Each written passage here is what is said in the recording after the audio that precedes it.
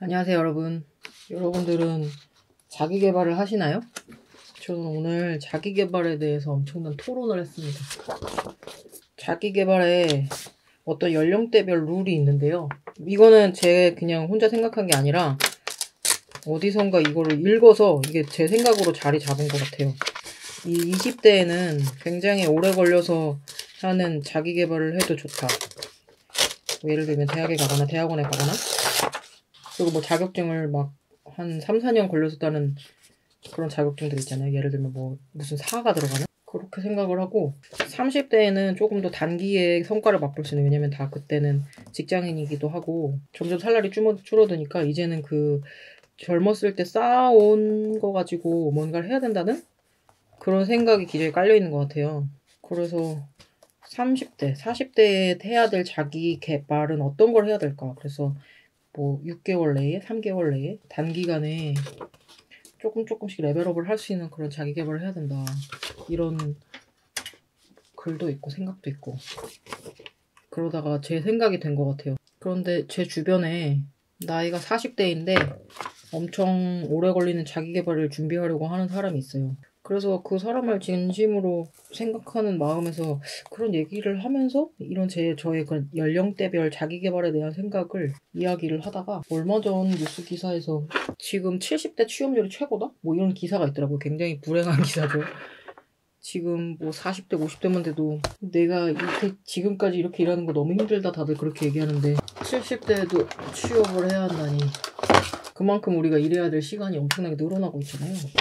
그러니까는 너무 뻔한 얘기지만 뭐 옛날에는 20대 때 대학까지 공부한 걸로 평생 살았다면 이제는 주기적으로 디벨롭을 해야 되는 상황에 놓여있게 된 거예요. 계속 그 피보팅이라고 하죠. 내가 쭉 이어온 커리어를 중간에 방향을 좀 틀고 방향 설정을 다시 하고 하면서 그 나이와 연령대와 자기 경험에 맞는 그런 경력 개발을 계속 해야 되는 상황에 놓여 있어서 과연 옛날에 생각했던 그런 자기 개발의 룰이 맞을까? 살 날이 많고 일해야 될 시간이 많은데 그만큼 수명도 늘어났고요. 그리고 또 어떻게 생각하면 이 뇌가 그냥 쉬면 계속 번뇌만 하기 때문에 일로 가득 채우는 것도 나쁘지 않다. 이건 제가 너무 맨날 일을 하고 살아서 합리화한 걸 수도 있습니다.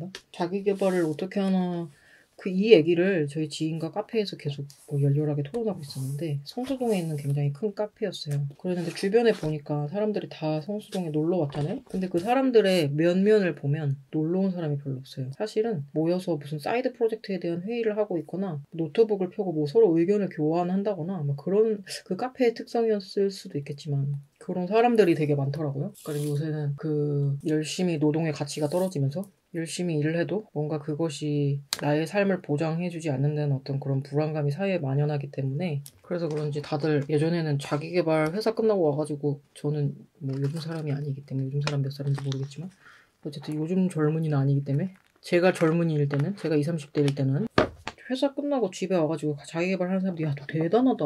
어떻게 그래? 약간 이런 말을 들었었는데 지금은 그냥 내 일 하면서 뭐 개인 사업자 스마트 스토어도 하고 사이드 프로젝트도 친구들이랑 모여서 하고 뭐 독서 모임 하고 뭐 이런 것들을 여러 개의 자기의 그런 페르소나를 거느리면서 약간 그런 거를 부추기는 사회이기도 하고 그런 거에 우쭐하는 사회이기도 하고 약간 잠을 죽여가면서 하는 일이 많다? 내 몸이 몇 개야? 이렇게 생각하는 게 당연까진 아니고 자연스러워진 세상이 아닐까. 그런 세상에 여러분들은 살고 있는 거 인지하고 계시나요? 당연히 인지하고 계시겠죠? 그리고 카페에 가서 그냥 한 20분 멍 때리는 게 요즘에 제가 그 도둑맞은 집중력이라는 책을 읽고 있는데 그냥 아무것도 안 하는 생각으로 시간을 보내도 되는데 저도 카페 같은 데 갈 때는 무조건 노트북 같은 걸 챙겨가거든요. 이 시간을 헛되이 보낼 수 없어서. 그렇게 생각을 기본적으로 하더라고요.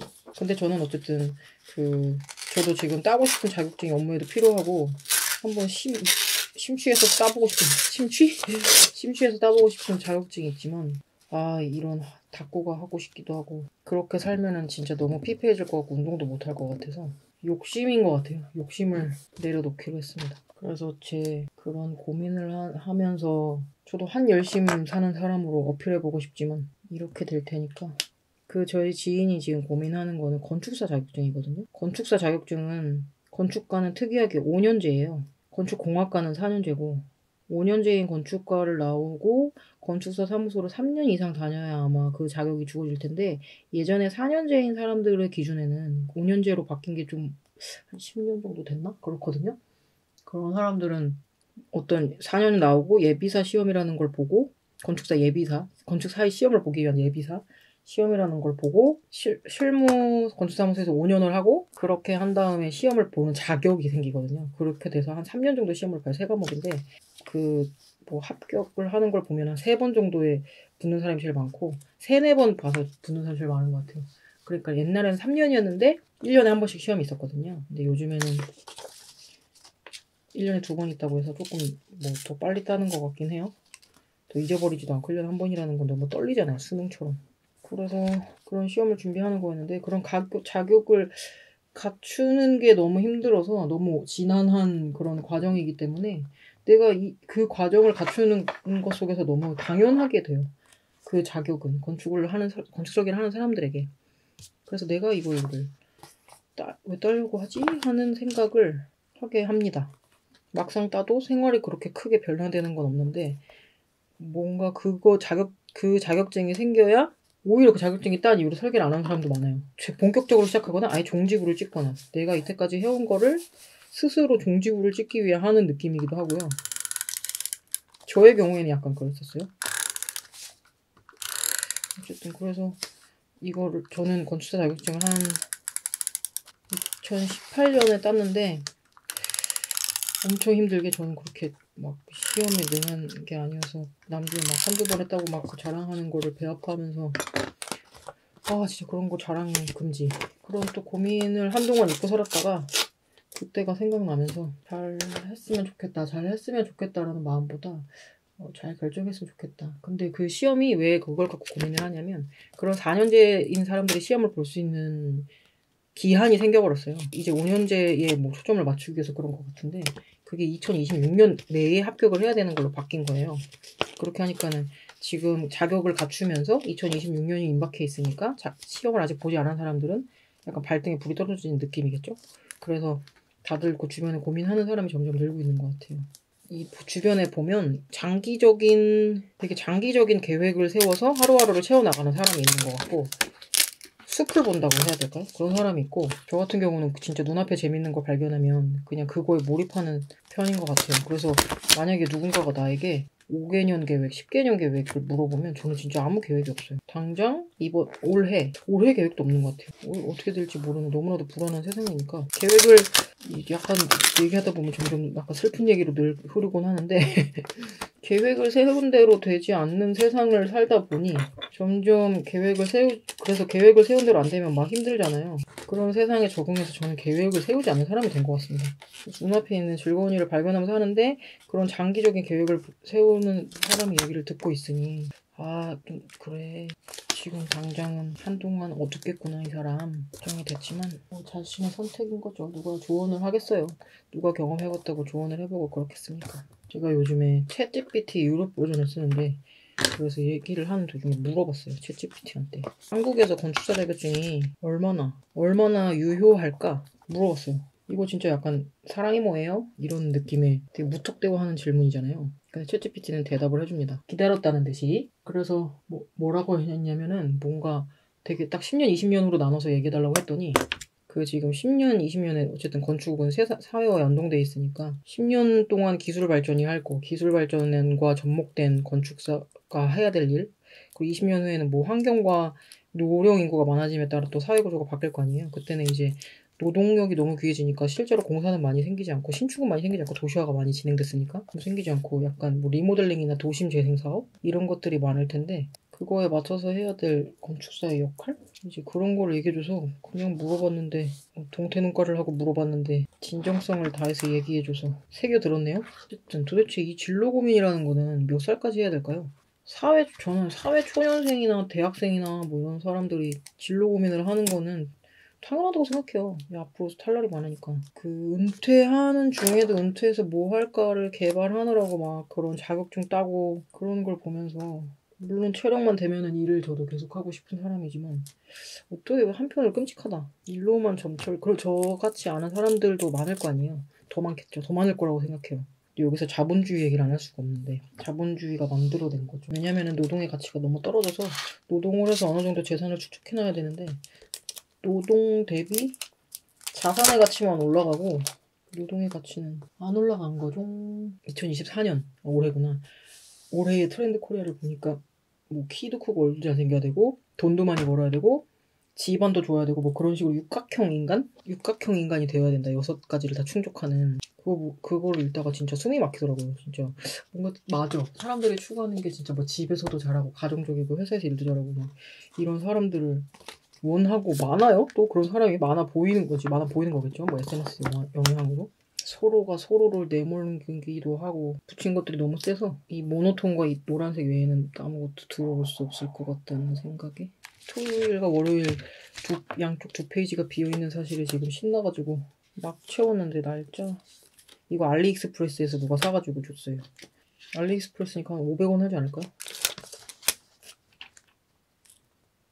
그런데 어제 일요일에 그 지인에게 그런 고민을 듣고 오늘 월요일에 일요일에도 조금 집에서 일을 좀 했지만 월요일은 오늘 거의 사무실에 7시에 앉아서 6시에 퇴근했으니까 11시간 정도 회사에 있었던 것 같아요. 지금 비상 상황이 저에게 하나 있어가지고 제가 아니죠. 회사죠.